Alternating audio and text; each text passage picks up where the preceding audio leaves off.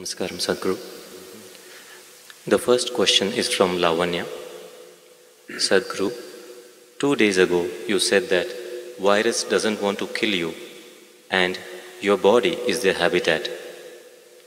A few people who claim they are intellectuals on Twitter are making fun of this statement out of context. Can you clarify, is this really true that virus doesn't want to cause death? Well, except human beings, no other creature wants to destroy its habitat. It's only human beings who are known to do that. So they also don't do it by intent, unconsciously they do it. Similarly, virus also does it unconsciously. It wants to live in you, but it overdoes its act, and you and me might die. Well, I must tell you this. I was 17 years of age. By then, I had measles, I had typhoid and relapse. I had smallpox, I have proof on my nose. All kinds of things, anything and everything young children or boys can get. But through all this, I never really… it never really put me down. Even when I had typhoid relapse, running high temperature, I was still playing games and doing things where the only advantage was you didn't have to go to school. So I liked these things, whatever they called it, I really liked it because you didn't have to go to school, you were officially bunking. But when I was 17, I got a cholera. But I saw this damn thing. Within 2 hours after I realized I have this, it just knocked me down cold. Well, I'm like almost unconscious. I hear my mother, my grandmother all crying, oh, we lost the boy, we lost the boy. And my grandmother is feeling my nose, my God, no, the nose has gone cold, he's finished. Everybody's crying and my father is like… he's a doctor, he's trying to do whatever he can. Then 2 more doctors came and really I was just passing out completely, just within 2 hours. But by next day evening I sat up. The second day I got up and started moving out. They said, you cannot move out, and they locked me up in the room. But I said, at least let me be on the terrace so that I can move around a little bit.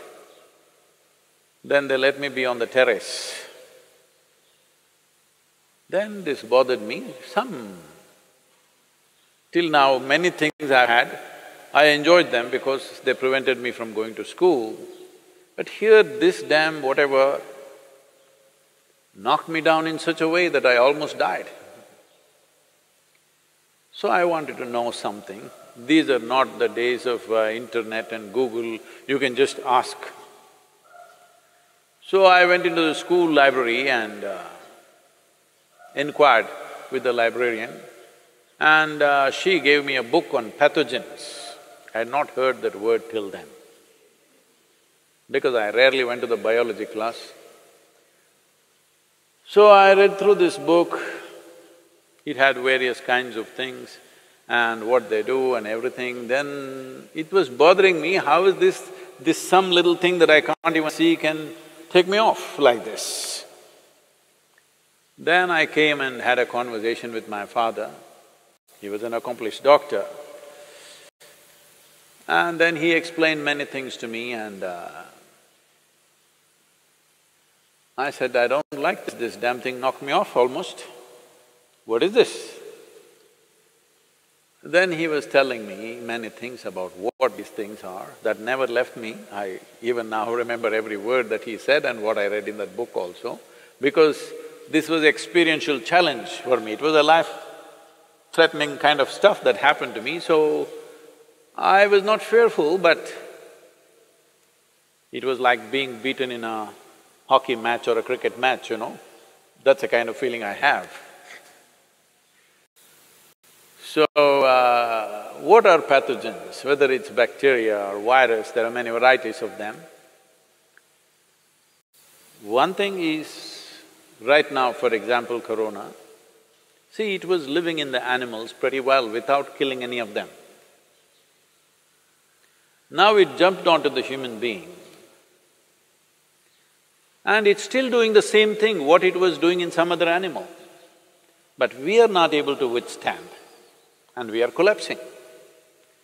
Well, that also has been clearly established now. Most human beings whose immune systems are good, they are recovering. But those who have a weaker immune system are unfortunately becoming victims of this. What does it say?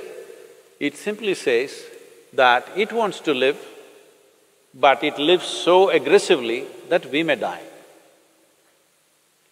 Well, many scientists are talking about it, but even what I read at that time, I was only 17, I want you to remember this. Even then, it was explained, I don't remember the author's name, otherwise I would have quoted this.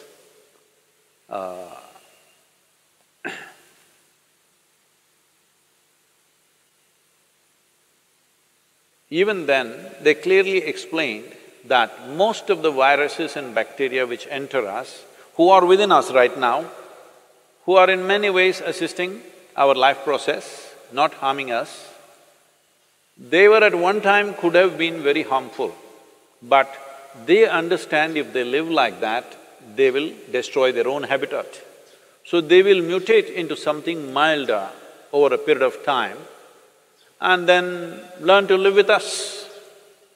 They were living with other animals comfortably, other animals survived comfortably with them.